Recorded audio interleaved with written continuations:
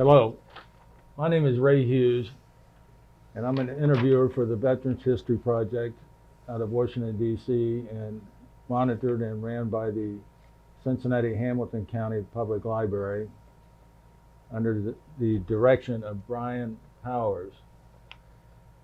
Today's date is the 22nd of June, 2016, and we have the honor and privilege today of interviewing Raymond McDowell Blankenship, a World War II veteran of the United States Navy.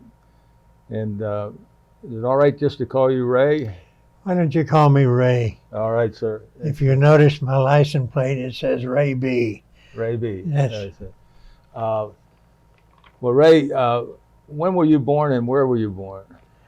I was born August 31st, 1926 in Asheville, North Carolina, and I was actually born at home.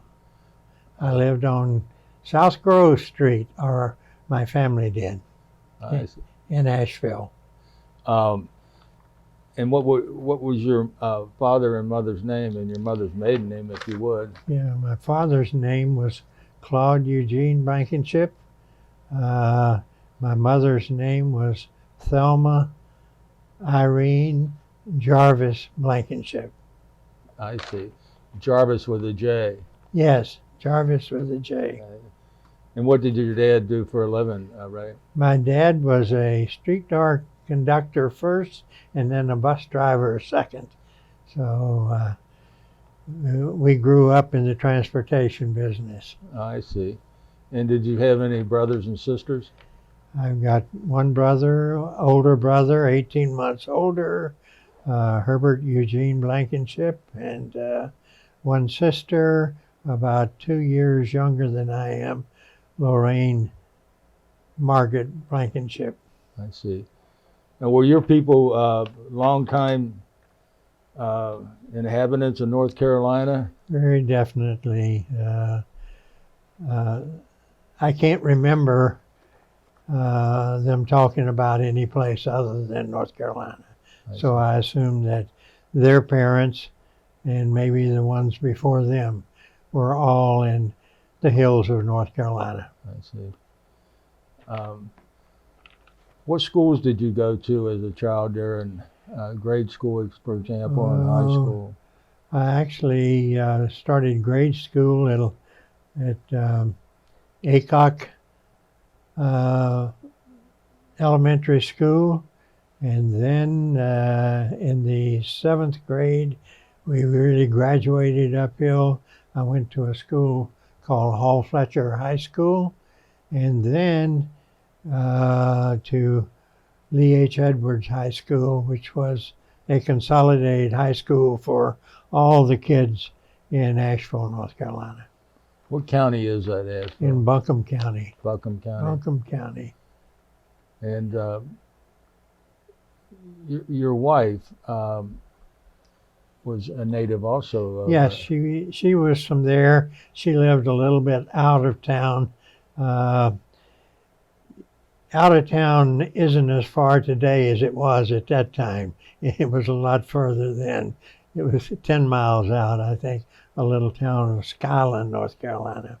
And what was your wife's maiden name and her first name? Her first name is Phyllis. We call her Gail. Her mother wanted a boy, and he was determined to get the name Gail in there. Her last name was Israel. Israel. Israel. I see. Mm-hmm. And when did you meet your wife? I met her after I came back from the service.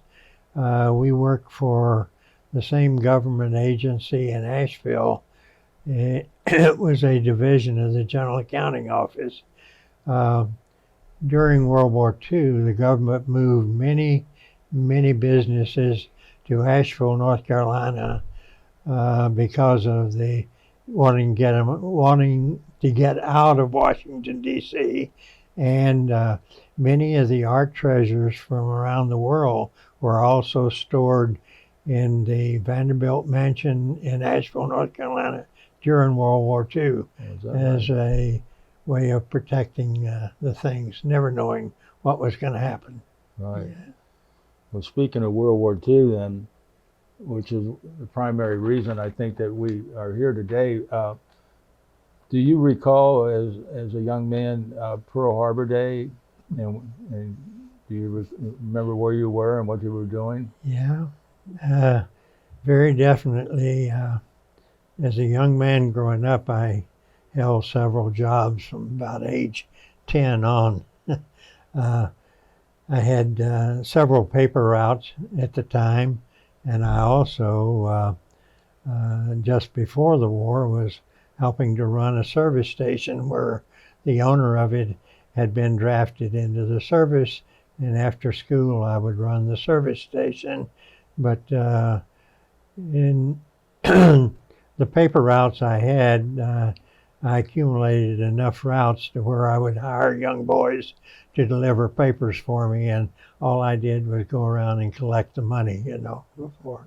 And all of this was before December 7th, and I remember very well of delivering the papers, and it was an extra when the Japanese hit Pearl Harbor, and we sold the extras that day. It was good business, but it was sad business. Uh-huh. Yeah. What were your thoughts? Do you recall anything about that day? Well, it is kind of funny. Recently, my sister, who lives in Atlanta, Georgia now, sent me a diary that came out of my mom's cedar chest. She was going through things in there and found my diary, and she says, look at the entry, September 1st, 1939. There was the entry. It was the day that the Germans bombed Poland, first day. Right. And I said, I had written an entry in that diary. It looks like I will be going to war. Wow. 1939. I've got that. And you had to be like 13 years old then. Yeah. What a prophetic thing for you I as a know. 13-year-old to Well, write.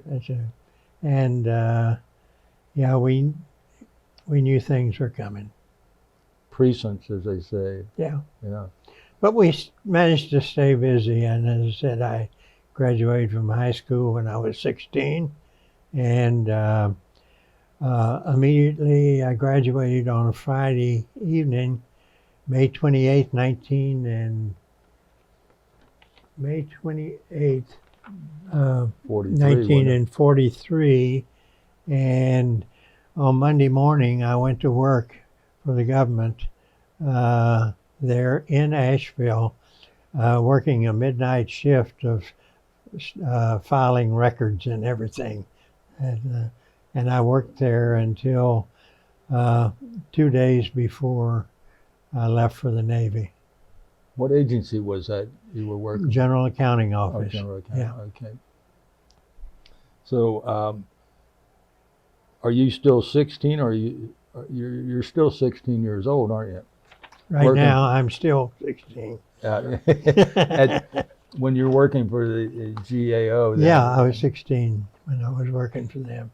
And And I worked for them, and like I say, right before I left for the Navy. And now you joined the Navy on your 17th birthday. Is that correct? right, the day I was 17, I was sworn in Raleigh, North Carolina. August 31st, 1943. Yeah, that's right. And so you're at Raleigh when you're sworn in. Right. And they ask you what you wanted to do while you were in the service? Or? Well, I talked all that over with the Navy recruiter. It being towards the end of the month in August, why, he had a quota to meet for that year, so I negotiated terms with him that I wanted to be in the Navy, and I wanted to fly, and he explained to me that there's no way that I was too young to be a pilot or anything like that. And I said, well, I want to be around aviation. and I don't want to waste any time. And so I was sworn in Raleigh, North Carolina. Uh, I was put on a train. I went straight to Jacksonville, Florida, and they had a 2-week boot camp in Jacksonville, Florida. Uh, I didn't go to a regular boot camp where they go 6 or 12 weeks and do all like that. Essentially, I went there to get my shots and check my physical out and learn to do a few push-ups and learn how to carry a rifle so I could stand guard around the half a dozen barracks they had there in Jacksonville, Florida. And most of my time when I wasn't really pinned down was over at the flight base on the St. Johns River where the PBYs were taking off and so forth. So I was determined to be something to do with aviation at the time. Most other Navy men said, "There's no way." And I says, well, in my case, there was a way. And I only had 2 weeks boot camp. Then I was put into technical training session. They called it metalsmith school at that time. They call it structural aviation now. And I started school in Jacksonville, Florida. And they moved that school from Jacksonville, Florida to Norman, Oklahoma. We took a train trip to Norman, Oklahoma, and I finished technical training. They called it NATTC, Naval Aviation Technical Training. And I finished that school and got on a train. After I graduated there, they called it graduation, and took a long train trip to Alameda, California, Naval Air Base at Alameda, just across the bay from San Francisco in Oakland. Well, I think you had mentioned the Hornet and so forth. The carriers all came in and docked at Alameda Naval Air Station. I stayed there for a few months for advanced training, and my gunnery training was out of Alameda, California. And they had a little base in a town north of Alameda. I say north, in Northern California, called Lake Chabot was the name of the training facility for aerial gunnery and so forth. And that was to equip me to be what I consider an alternate air crewman, because naval technical training or aviation technical training was used for both land-based planes and carrier-based planes. And that's what we studied. Repair anything other than the engines. You take care of everything other than the motor part of it. I stayed at Alameda, and incidentally, we lived in the fancy headquarters where the World's Fair was. I don't know, have you ever been to Alameda? No. The World's Fair was held right at that Alameda Naval Air Station before the Navy took it over. I think the World's Fair there was in the 30s. I'm not sure exactly when it was, but our barracks were the horseshoe that was the exposition part of the World's Fair. Pretty nice quarters then. Outstanding quarters and little stores and a movie theater and everything you could want. Life of Riley, and there was take the Liberty launch across the bay to San Francisco, and Oakland was there, and it was a nice town at the time. And in addition to studying gunnery training there, we got to use some of the first radar. I can remember in the radar school watching one Navy boat called the Mars. I don't know if Martin built a 4-engine monster plane called the Mars. And we enjoyed it in studying radar because you could pick it up coming back from Hawaii at Alameda a long way out, where normal planes you just get a little blip or something like that. But when the Mars came on the screen, it was enough of a boat in the sky to where we could pick it up miles out that you couldn't the other. So enjoyed the good life of Northern California for a few months, and then was transferred to Barbers Point in Hawaii. Barbers Point is the largest naval air station in Hawaii at Pearl Harbor. Frankly, took an old supply ship over about 5 or 6 days to Hawaii, landed there, Fort Island.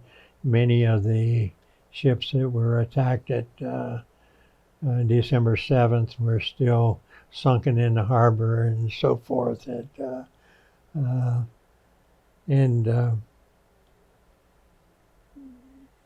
stayed a few days at Fort Island.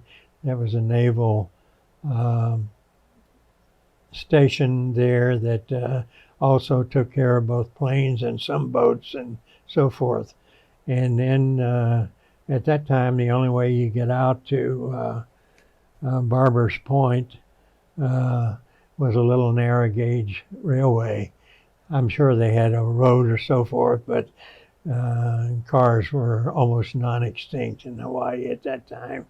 And so we rode the little narrow gauge railroad out to the air station, and I stayed there. There was the name of our unit at that time was CASU 6. CASU means Carrier Aircraft Surface Units. We were doing the repair work on planes that were not aboard ship at the time. And that's where when carriers would pull in and so forth, they'd bring the planes out there and we would repair them out there. And also got a little flight time out of there. And, Oh, did you? Yeah. And what kind of planes did you fly on out of there? well, believe it or not, it was my favorite was the old SBD Douglas dive bomber. A few flights in it, and the plane I really loved was the TBM, the torpedo bomber. Yeah. And of course there was a ball turret in the TBM, and I was about 5'6" at that time, weighed about 130 pounds, so I could easily fit in there. Last week or 2 weeks ago out there, I was explaining to my grandson the ball turret on the TBM at the gala. Out at the gala, and I was showing him Tri-State War Museum. And I said you had to squeeze up out of the rear of the plane up into the ball turret, and then there was an armor plate that came up under your rear end, and that's all you were, and you were facing backwards. Now there were 3 men on that plane. Yeah, 3 men. The radio man was in the lower level. He had a 30 caliber sticking out the rear. We had a 50 caliber in the ball turret, and then the pilot, of course, and he was the radio man. And although he couldn't see forward, he would help navigate and so forth. Anyway, we enjoyed, like I say, Barber's Point. They kept us busy, but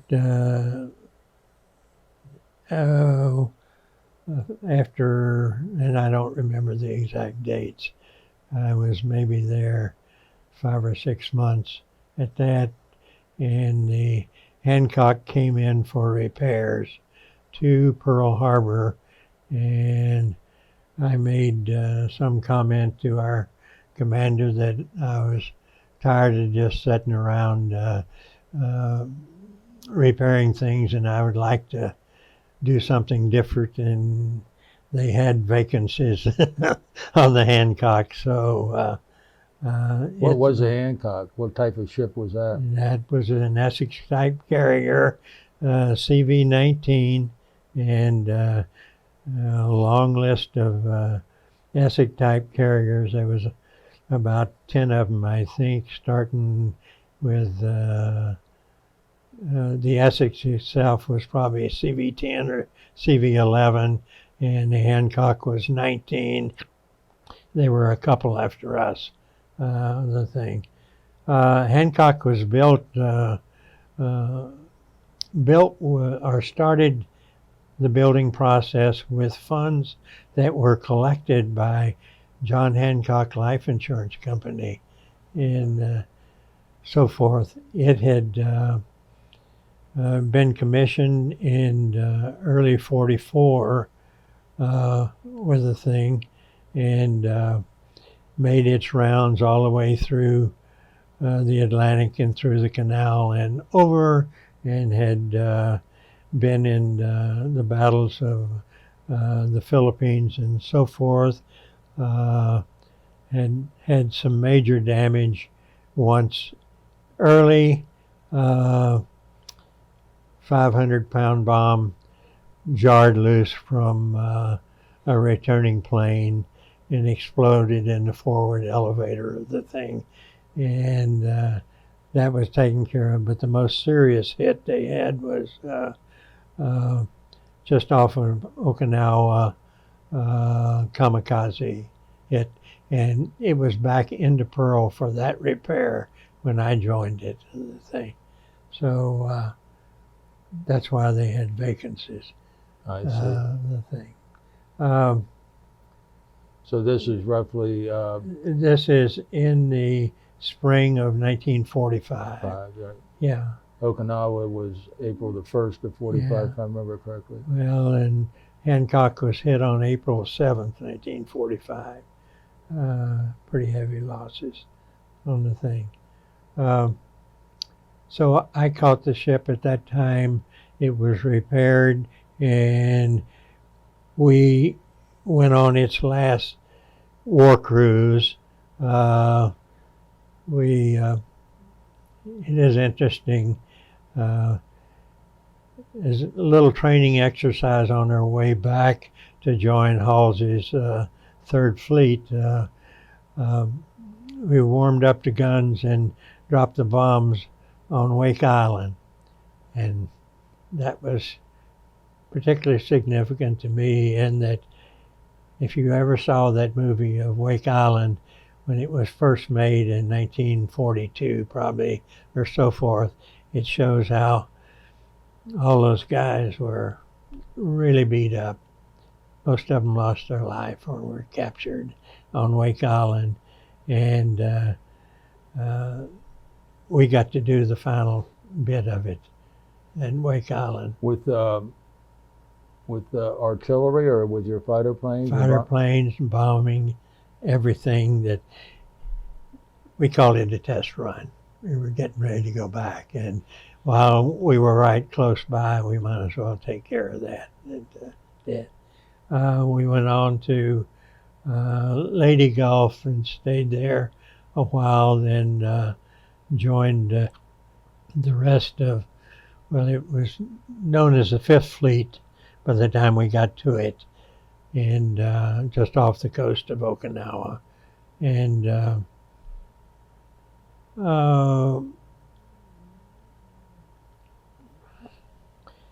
It was very active duty, you might say, from that time in early June until the war was over. We would, being a fast carrier task force, we had to be able to do 31 knots to stay up with the task force. And we would hit southern Japan, Kyushu, and one day and pull back out and steam full steam to northern Hokkaido the next day. The Japanese didn't know how many fleets were out there, but we were going up and down the coast of Japan and bombing everything we could. We were in pretty close a lot of times. Yes, we had kamikazes, and we spent a lot of nights up and everything. It is interesting when you weren't flying, you had aboard a carrier, you had another position. I was a loader on a 40 millimeter mount of the thing. Were you flying at this time when you were? I made very few flights. No, I did not. I wanted to, and as long as the crews were intact, I didn't have to. But you did get to fly on some of these missions off of the. No, I flew none of the combat missions of the thing. The missions that I flew were observation and things of that nature. Was that in a torpedo bomber also? Yeah, torpedo bomber. And what rank are you at this time? I was second class petty officer. I had advanced rapidly. I went to seaman, and then third class and second class. You can't hardly beat that. So you're But I was 18 years old then. Right. Yeah, I was. Well, you can't beat that. That's right. No. That's rapid. That's right. It is interesting. But anyway, we. But just one second. So you're actually flying like to Kyushu in a plane on observation missions, and also maybe up at Hokkaido? No, I didn't fly at Hokkaido. No, but the idea being with a fast task force, and this was, and it is interesting. Admiral McCain was aboard our ship at one time. That was John McCain's father. Yes. Was a cool dude, if there ever was one. I'll have to tell you, experiences at nighttime. He would set up on the deck in one of the little cars that we used to tow the planes around with, and so forth, and talk to the crewman and anyone up there that talked. Cool dude, whatever.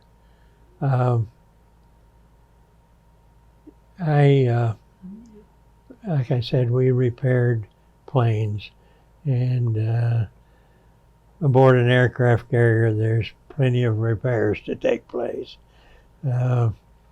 Remember, I used to kid Don Brandt about not bringing him back. He owed me about 3 planes, and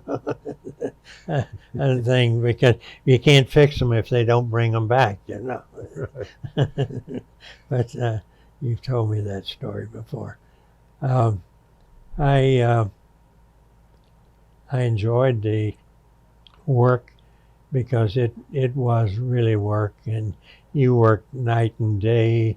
The idea being you had to keep every plane in the air possible because that was your protection of keeping them in the air.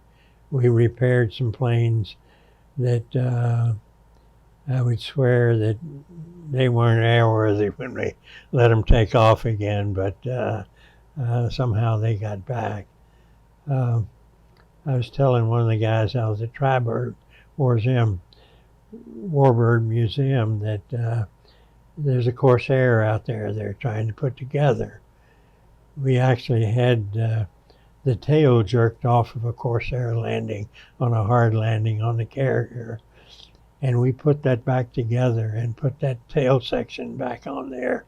And that plane flew again. The thing. he wouldn't believe it. Well, I'd say. And it was so easy just to say, this one can't be fixed, push it off the side. And that's what you normally did. If they missed the wire and went into the barrier, why, it wasn't worthwhile, just push it off and so forth. We stayed at sea, I had the exact number, I think it was 83 straight days we stayed at sea without coming in.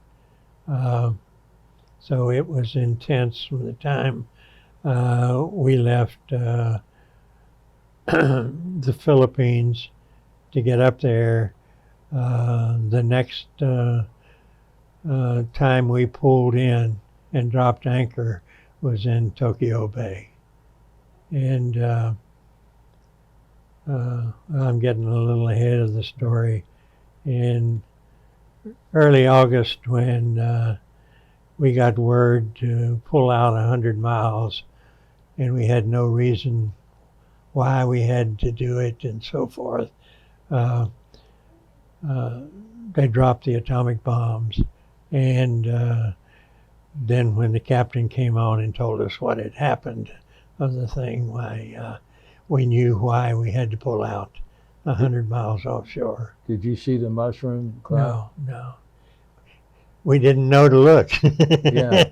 No, we didn't know to look. So On both the 6th and the 9th. Yes, yeah. That's right. And we stayed out there. Then the day after the war was over, we loaded every possible carton of cigarettes, magazines, newspapers, anything that we could, candy, edibles, and put them in sea bags and flew over the prisoner of war camps and dropped them in there. It was something. It was something. I can only imagine. I had it kind of easy aboard the carrier. The shop that I worked out of was on the hangar deck and so forth. And they allowed me below deck. It was very hot and then very cold. And you can imagine when you can mash your mattress and the water comes out of it, and then that's pretty hot. But we had a flash cover that went over the top of it in case of explosion. You know, you got that kind of. I would take the flash cover off of it and go up on the flight deck and sleep in the gull wing of an F-4U. The Corsair. Yeah, and that was something. That's what 18-year-olds do. You know, I didn't like it down below and it was hot. So, of course, everything was blacked out and everything else. You didn't see it, but I was allowed to do that. Okay, I mentioned it. They dropped supplies, and that was very rewarding. And if you've ever read that book, Unbroken, Yes. You'll notice a chapter in there of dropping supplies off there. And one that we flew over had the sign there that says, Pappy Harrington is here. Happy Boynton is here. Yeah, I remember that other thing. Were you able to fly on any of those missions? No. No. All I did was load the bags and get them ready and make sure the planes were ready to go. No, they cut that down to with all that we had on there, that there was only the one guy, and it wasn't necessarily a radio, but whoever was there to push the things out, and the pilot flying the plane, other thing. We we had a lot of fun um, looking at the battleships and how the fleet is made up, or the task force is made up. Carriers set in the middle, and then the battle wagons, and then the cruisers, and the destroyers, and then the picket destroyers on the outside of that. We covered 100 miles. Wow, Where with you a task got, force. huh? With a task force. Yeah, the whole task force Yeah. in the thing. But the battleships used to, on the 16-inch mounts, put up a scoreboard there of which carrier was going to get hit that day, because the kamikazes didn't bother anything other than the carriers. That they would have it up there, and While you were on the Hancock, excuse me for interrupting you. yeah, Did you have any kamikazes attack you? yeah, we had kamikazes attack. Most of it, and I won't say they were attacking the fleet, and an awful lot of it was at nighttime. And it was it was more harassment than it was like it was at the first battle at Okinawa, where they were there in dozens and dozens and dozens. We'd get a half a dozen kamikazes that their total intent was to keep us on general quarters. They would come into the zone, and we'd have to be at general quarters and everything, and then go back out, in and back out, in and back out. So they kept us busy. Remember, the war was winding down at this point. Right. When I say winding down, it wouldn't have wound down unless the atomic bomb had been dropped when it was. But we concluded that next 2 weeks, or a little after 2 weeks, the peace treaty was signed, and we went into the harbor right after it was signed.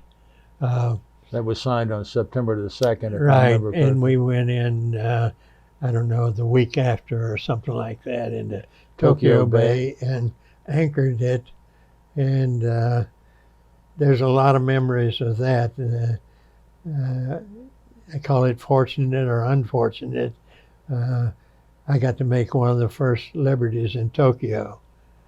At age 18, I got to make that liberty in Tokyo. We had to take a Liberty launch, and we called them Liberty launches, up the bay to Tokyo, because we were parked down a little. And we had to take soundings and everything because the harbor was so cluttered with debris that to get in there and make the Liberty. The part that we went into, there was not a building standing more than 2 stories tall. It was just total destruction. Yeah, the little shops were open and everything like that still, but no large buildings standing at all. Being Americans, we did something very unique aboard the carrier. Our captain allowed us to set up a softball field on the flight deck. We painted it all and did everything like that, and the supplies were on there for that. And we played softball in Tokyo Bay. And there had to be somebody in a rubber dinghy down there retrieving the balls that got hit over the thing. I did that. Oh, you were? And it was quite a reward. We stayed around there for, I don't know, a couple of weeks. I can't even, it starts to get blurry at this point. And we went back down to Okinawa, picked up 5,000 troops, took all the planes off the carrier, and put 5,000 troops on, which meant bunks not bunks, They were just covers all over the flight deck and the hangar deck and everything like that, because we still had a pretty full crew on the thing. And we made the run back to Alameda by way of Dutch Harbor, Alaska. We went the northern route and came back there and let them off. When we came under the Golden Gate Bridge at Alcatraz, there was a big sign there that said, "Welcome home." Is that right? It was something to see.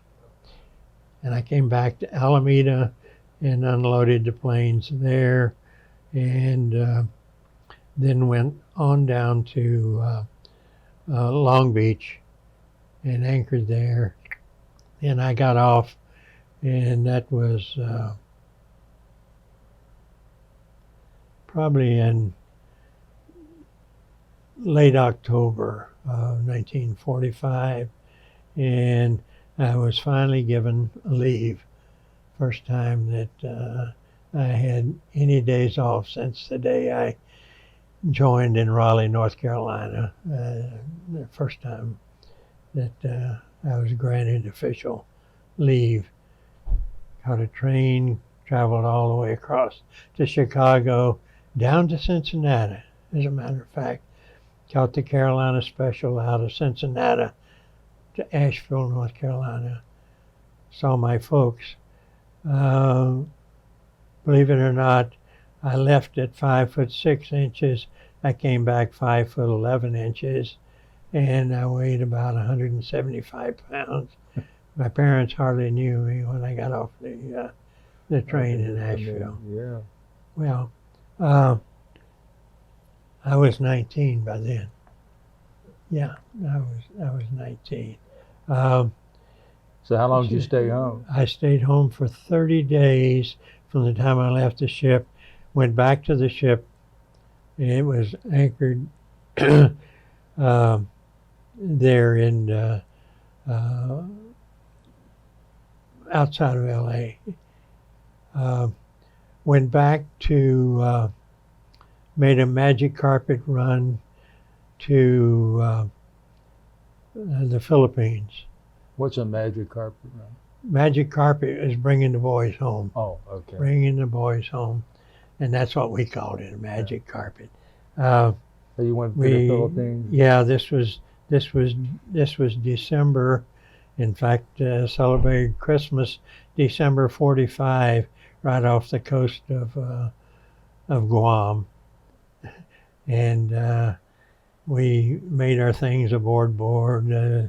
Our Christmas tree we made out of something and all. Went into Manila, Manila Bay. We had to anchor about 8 miles out because of the harbor was clogged up. Took a Liberty launch in and did Liberty in Manila, January 1 or December 31st, 1945 in Manila, and brought another several thousand troops home and pulled into San Diego this time, into it, North Island at San Diego. And this was early January, and stayed with the ship January, February, until the first part of March 1946. We did training exercises for new pilots between San Diego and Panama Canal, up and down the West Coast, and doing training duty for new pilots. Came back in and was left the ship, set up in a little tent city on the hill in San Diego, waited for the right date, and caught a troop train from San Diego to Norfolk, Virginia. And it took 2 weeks or a little better to do it, because we just got sidetracked every time something more important came along. We actually had hammocks strung up in the cars. That was our sleeping quarters coming back. I made my last liberty, almost my first and almost my last liberty, in Texas. Um, the guys kidded me about it because it was Amarillo, Texas, and that was my last Navy liberty. And somehow I missed the train when it pulled out. Let's say I was disoriented on land. I didn't make it. But I went to the yardmaster in Amarillo, and he said, "Don't worry, kid, we'll take care of you." He put me on the fast passenger train coming through, and I got into Oklahoma City ahead of the troop train, and I got back on, and no one ever knew the difference, I don't think. But, went on to Norfolk, Virginia, and was discharged March 11th, 1946. Wow. That was a quick trip. Yes, 17 to 19 years of age. That's right. Wow. Who was the captain of the Hancock? Well, we had three captains. Let's see if I can remember. Well, let me start with the last. His name is Dan Gallery, Captain Dan Gallery. He was a swashbuckling guy. He really was. Great captain. I didn't realize the significance of it. He's the one that took us into Tokyo Bay and all like that. I worked a lot with the scouts when my boys were growing up, having three boys. And we took a canoe trip. I took them to a canoe trip above Ely, Minnesota, on the wilderness lakes up there. We came back to Chicago and went to the museum in Chicago. And in that museum is a German submarine. And so I took the boys down there, and I started reading the history of that thing to them.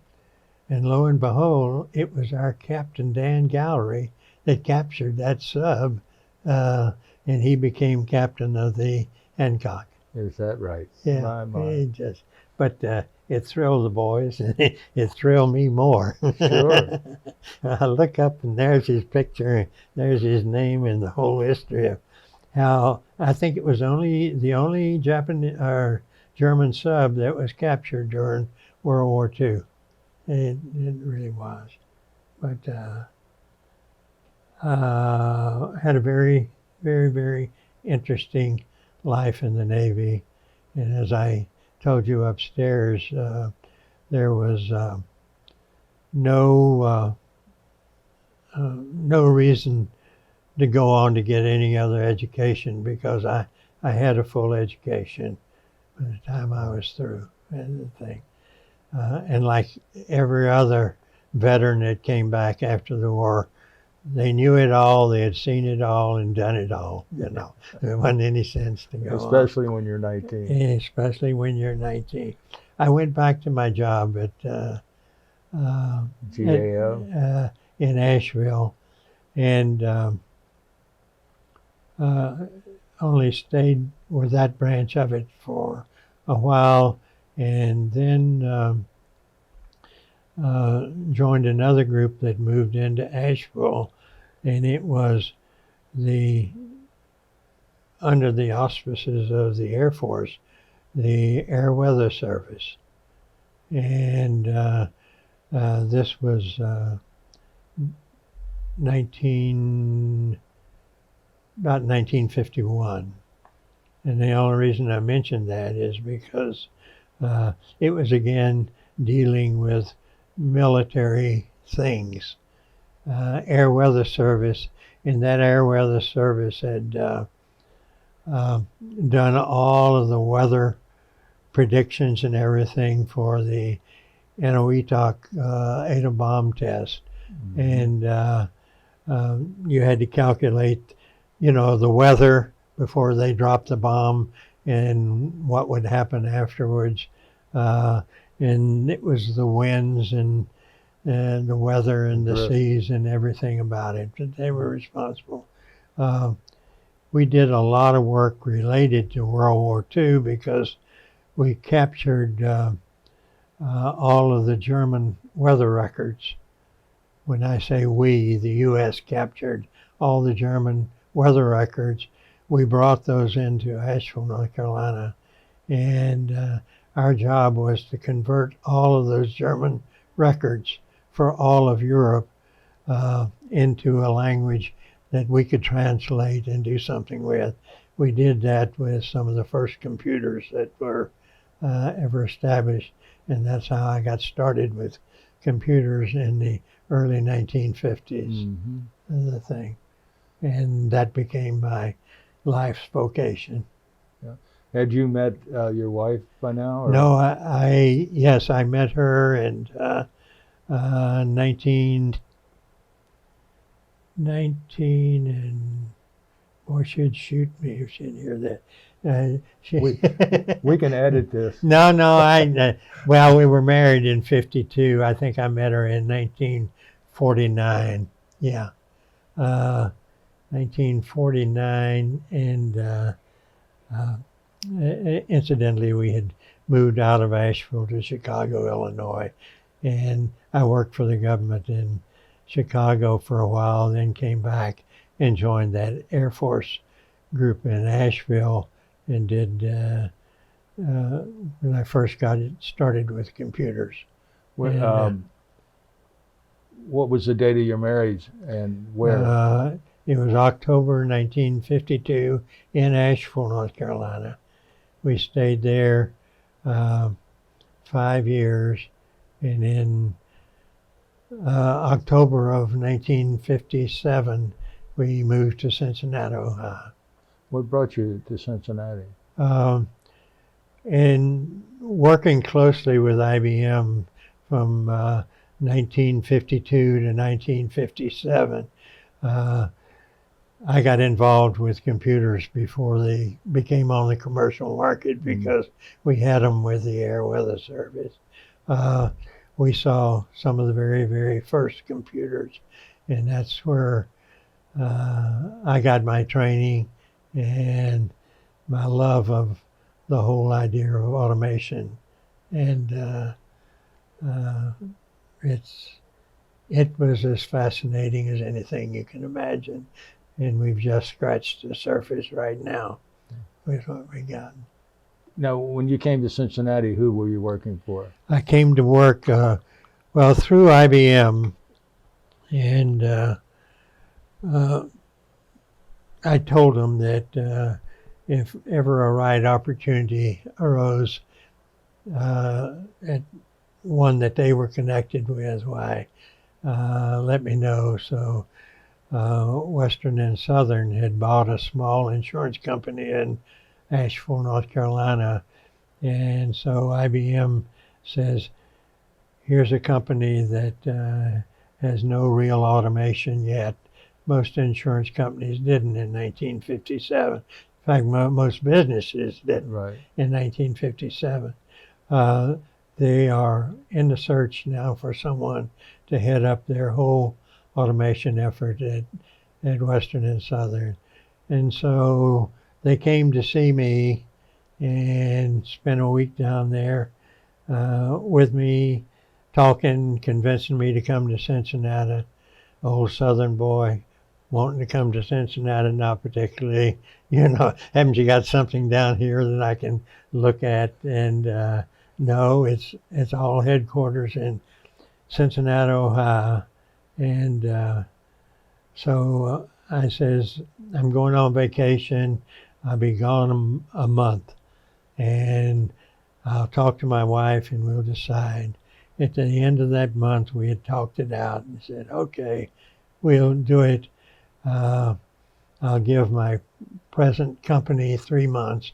So from August to October, I gave them 3 months and came to Cincinnati in October of 57, and stayed with Western and Southern and introduced all the automation. It's a full story. You wouldn't want it on this film because it covers 30 years at Western and Southern. I started out with 8 people at Western and Southern, 8 counting myself, 7 other college graduates.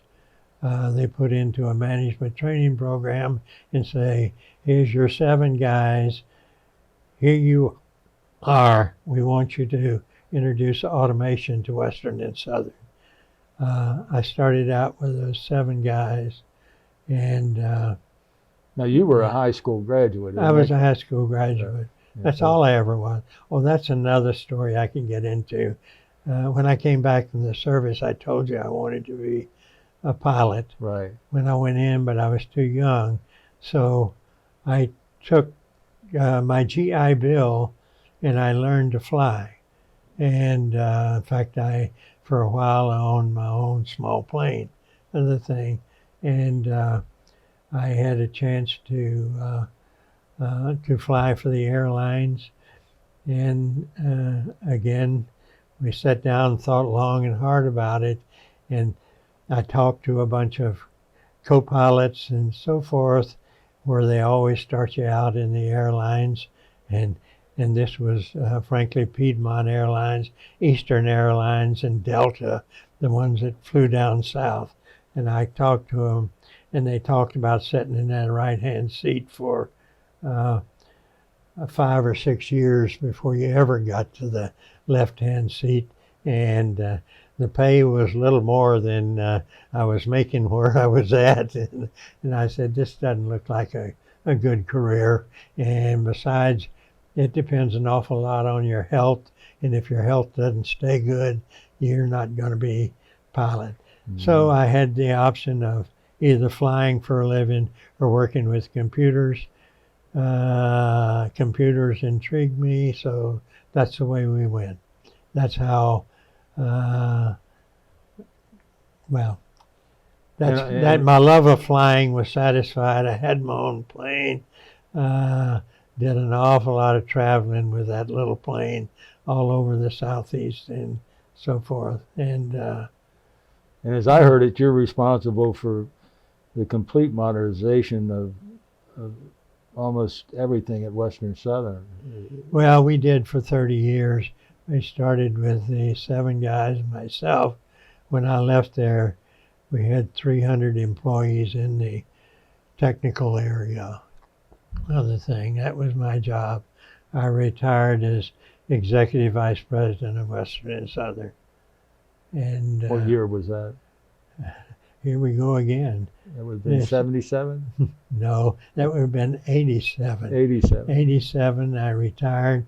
I just passed my 29th retirement year this past March. And so it'll be 30 years retired next year. Next year. Yeah. And been busier than ever in the 30 years. In the course of all this, you had 3 children? Had 3 children and then 7 grandchildren. What were your 3 sons' names and their date of birth, if you can recall? Yeah, if I can. Mitch was born in, and Mitch is my oldest one, Ray Mitchell. He was born September 2nd, 1956. Right before he was 1 year old, we came to Cincinnati. Mitch lives in Columbus, Ohio now. He's a consultant for Nationwide Insurance in the computer business and the thing. My middle son is named Eric Neal. Rick is his name there, as we call him. He runs Cabling Specialist, which is a cable company that is responsible or does work cabling for computers or hospital buildings where they do cabling and everything like that. He's been with them almost 30 years now. In fact, he and another guy built that company, and he runs it today.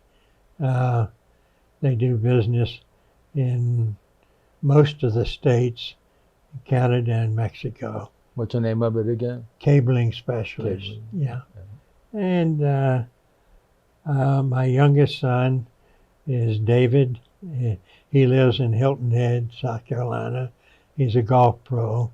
And I've got, like I say, 7 grandchildren. I've got 3 in Ohio, in Columbus, and I got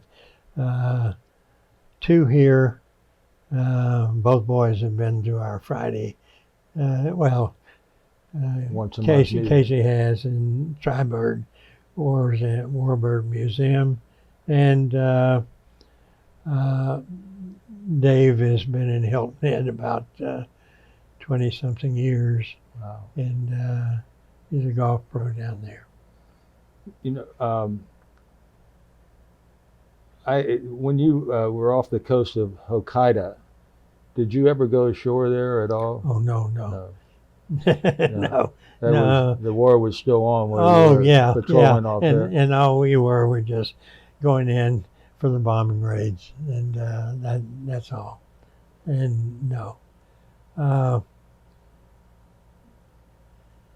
It was interesting because with the speed and the miles you could travel between one late afternoon and the next morning at daylight at 31 knots, so you can cover a lot of ground.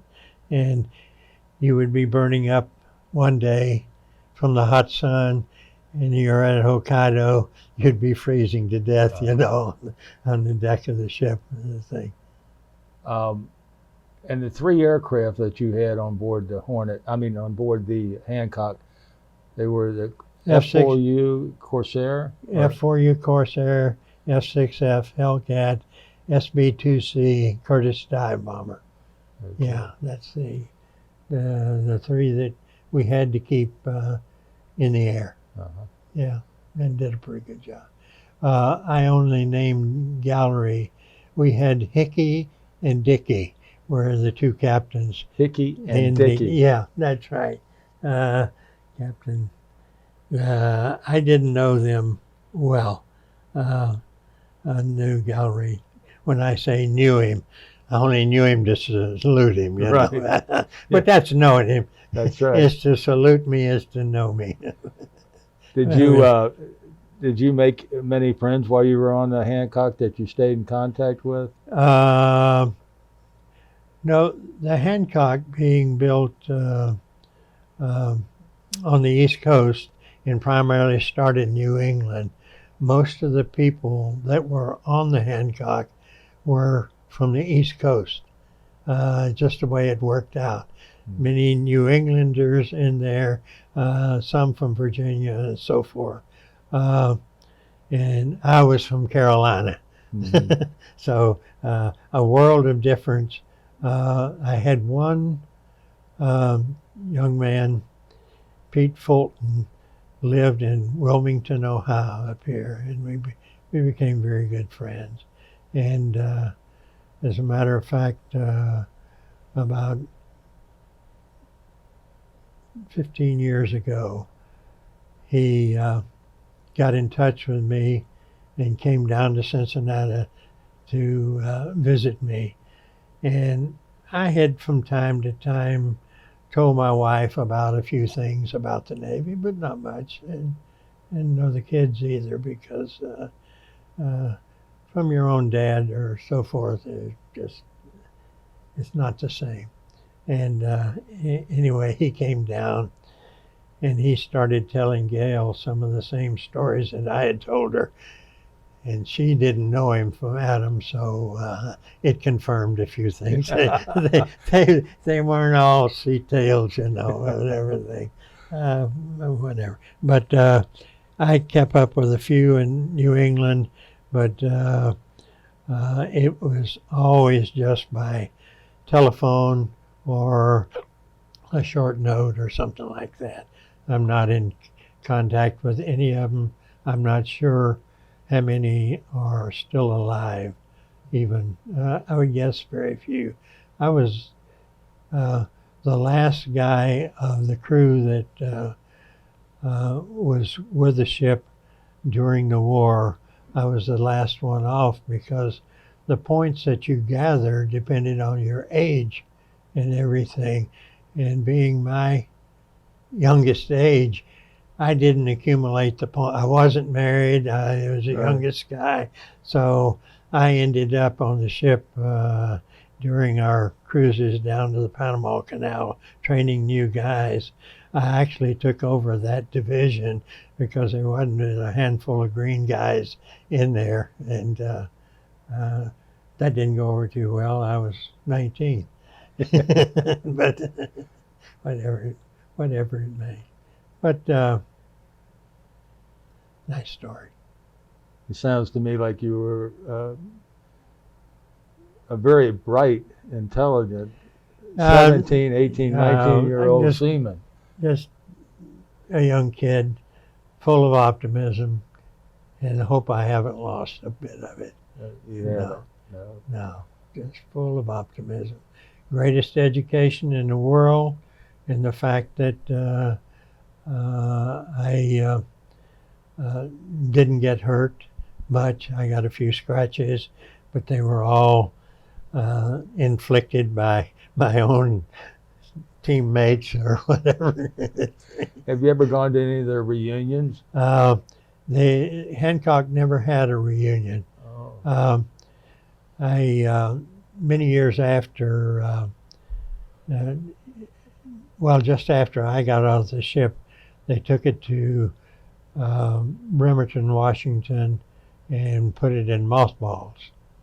And it stayed in mothballs until about 1951. Korean War came along. They took it out of mothballs, put a side deck on it. After that, and it went through the Korean War and the Vietnam War. And I went back to Bremerton, Washington, and I didn't know any of this at the time. And I went out to see the ship. I said, I know where it's at. Went out there and no ship out there. I didn't know that all this other had gone on. And then I called some branch of the Navy on the phone trying to get the whereabouts of the Hancock. And they said, sorry to tell you that it was cut up for scrap in 1978 outside of Philadelphia, at the Philadelphia Navy Yard. So I didn't get to see it again. But it served its purpose. Yes, it sure did. Yeah, it did. You know, at this time, I usually ask Brian if he has any questions also. I just have a few. So why did you join the Navy and not some other branch of service? My brother was in the Navy, and he's part of that picture that I showed you about.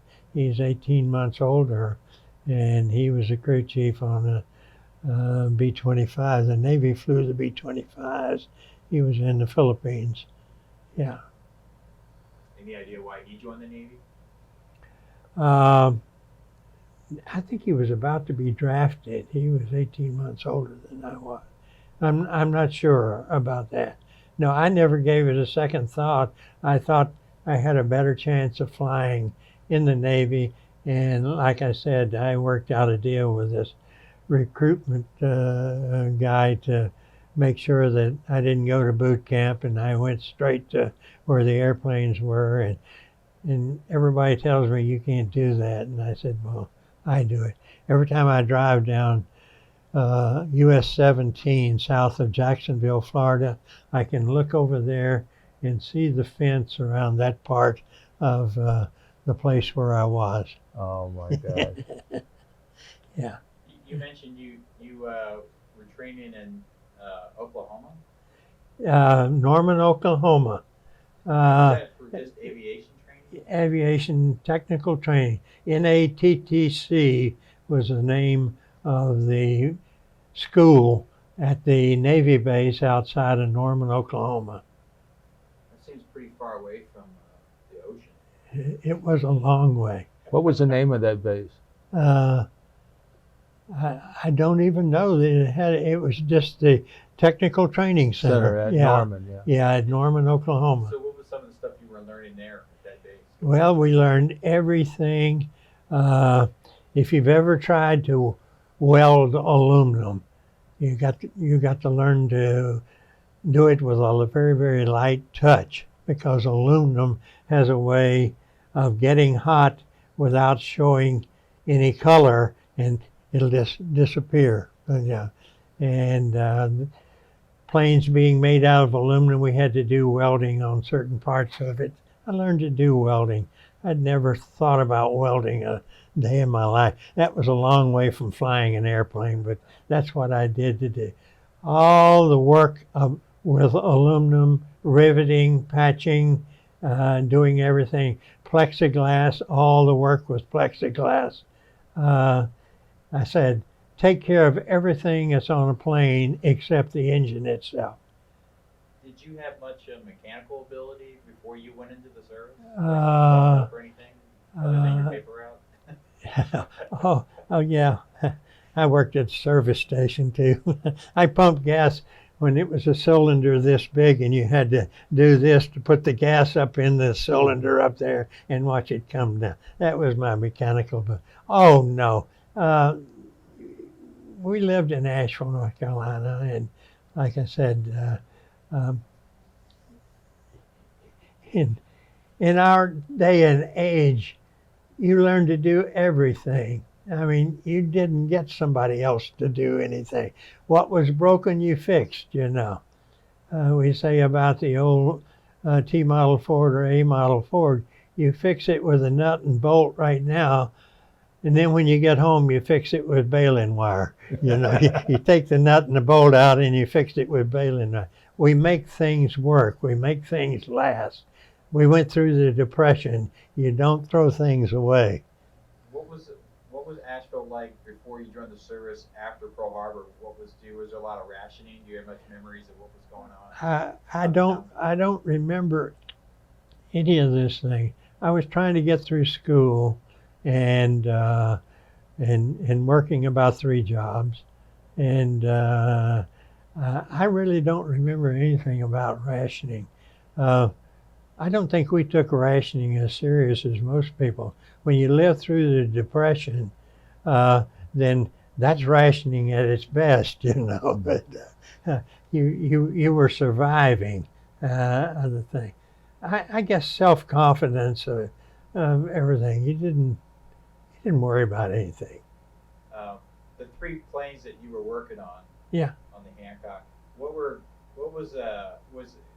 Did each of them have their own? I don't know what I'm thinking, like a defect or something that you saw a pattern that you often that they were. No. They had their advantages and disadvantages. No, the defects were not in the plane. If there was any defects, or the machinist mate that took care of the engine, you know, they would catch things that went bad. Ours was mainly damage that was inflicted from flying off of a carrier and landing on a carrier, and then bullet holes and things of that nature. How do you repair a bullet hole? Huh? You put a patch over it. You take a piece of aluminum, stick it on the outside, and then stick rivets in it. You know, you cover up the hole. That's what. And I got caught on a hangar deck once when the planes were already warming up for takeoff, and it's probably the scariest moment of my life, because the prop wash from when you're warming up 30 planes on the flight deck, and you're underneath trying to paint one, and to prevent corrosion and deterioration, you covered up any patch that you made with a yellow looking thing called zinc chromate, and we'd take and splash the zinc chromate on the thing. But there were very few defects in the skin of the plane or anything of that nature. It was self-inflicted, and believe me, when you're landing planes, and this gets bent and that gets bent, and whatever you have to do to keep them going. You mentioned that you guys would push a plane over. Yeah. How many guys would it take to push a plane over? There was usually 8 or 10 out there and do it, and that was the flight deck crew. I wasn't a part of that. They wore different color suits. We didn't have suits.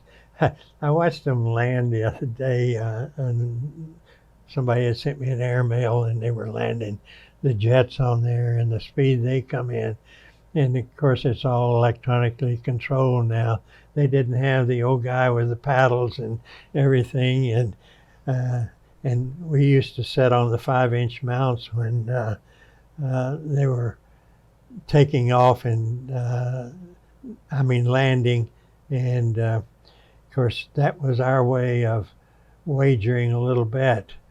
We would bet one way or the other where he was going to make a safe landing or not when they were landing. Oh, it was entertainment.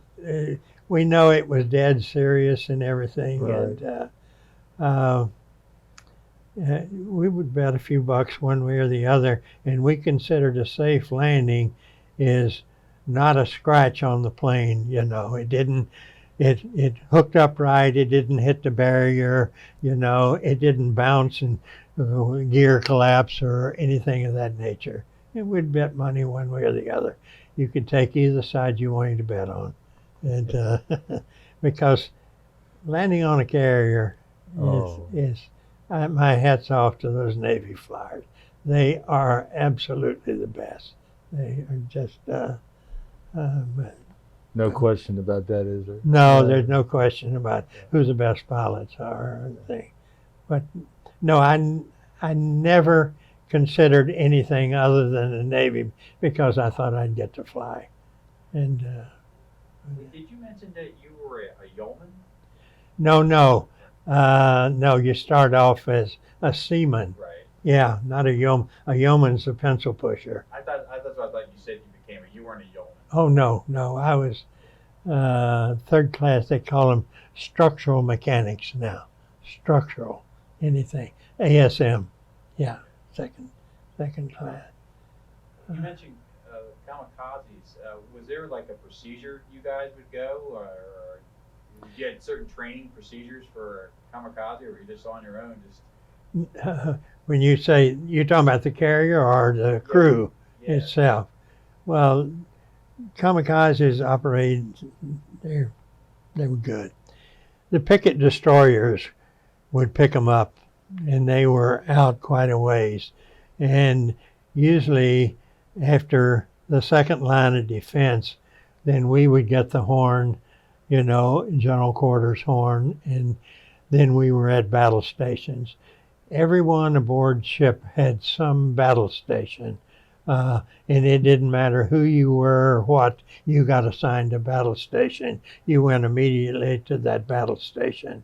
You couldn't be preparing or servicing planes if you're under battle station. Like I say, I was on a 40 millimeter mount right on the outside of the bridge thing. But and somebody else would be on fire hose duty, someone would be on this, that, and the other. It just depended. Well, I just have one last question. You mentioned that you were on Liberty in Tokyo. Yeah. I mean, did you encounter? I mean, I guess you met some. Oh, we met the shopkeepers of the little shacks and everything. Can you tell us what that? How awkward was that?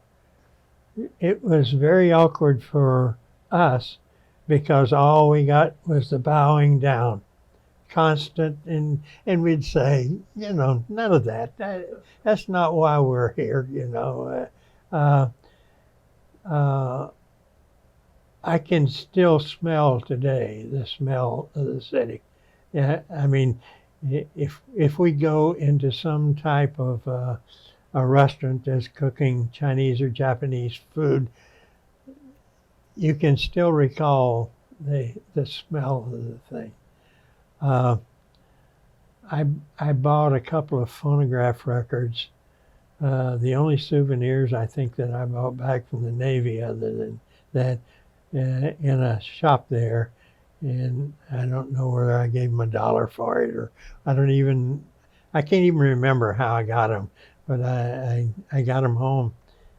They had that same smell on it. The thing, they got lost or thrown away years ago, but. Did you buy any swords or flags or anything? Nothing. And as I say, I took a couple of pictures when I was first in the Navy, and other than that, I've got maybe a half a dozen little snapshots somewhere when I was in the Navy. We didn't have cameras, and we were too busy, and you never thought about, well, that'd be nice to have later on. No, it wasn't a thought. Were those American records you bought? Or no, Japanese. All that music, you know.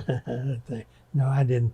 I brought back, and in the metal shop, I would take the 50 millimeter cartridges and the 40 millimeter, and I brought back some brass and made candle holders out of them or something like that. I don't know.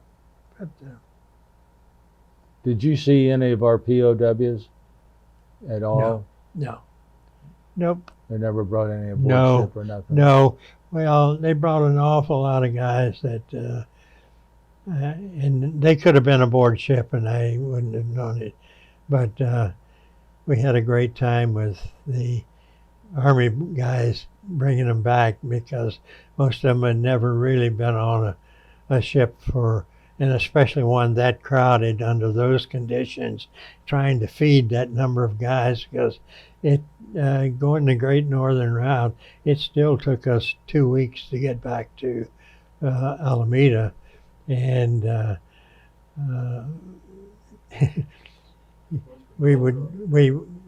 were places that we would pass, and this was not on that first trip, but on the second one, coming back from Manila.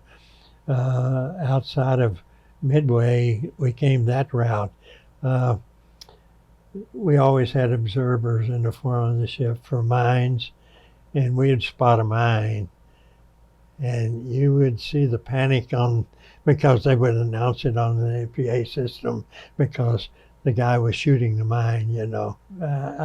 But sheer panic, you know. Well, this is the guys that had really been through it over there. This is on their way home, and the last thing they wanted to get blown up in the middle of the ocean.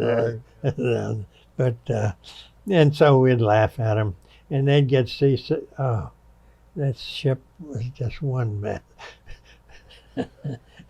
Well, you put that number of guys on there. Yeah, my goodness. And facilities just wasn't meant for that number of people. But they were so anxious to get home, and I can understand why. Yeah. And the first group we picked up from Okinawa, my hat's off to them. I don't know how they did it. I got one last question. Yeah. You said you were in the Philippines. Did you go on the shore? Yeah. Went into Manila on New Year's Eve. New Year's Eve. What are your memories of what the city was like at that time? It was pretty well destroyed.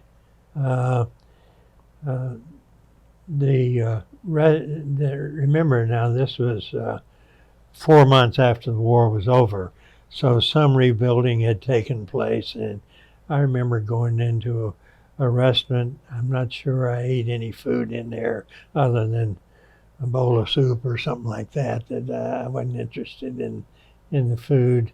You could get a drink, whatever. But I didn't drink at that time and drink very little now. But you could get a soft drink or something at that time, but not much of anything. Was there a lot of poverty? Well, destruction. You don't know where poverty poverty begins and destruction ends, or vice versa. It's all rebuilding thing. And as I said, when I see on television today the total the buildup of Tokyo and the largest city in the world, and I think back and I see just that flat level down. Mm-hmm.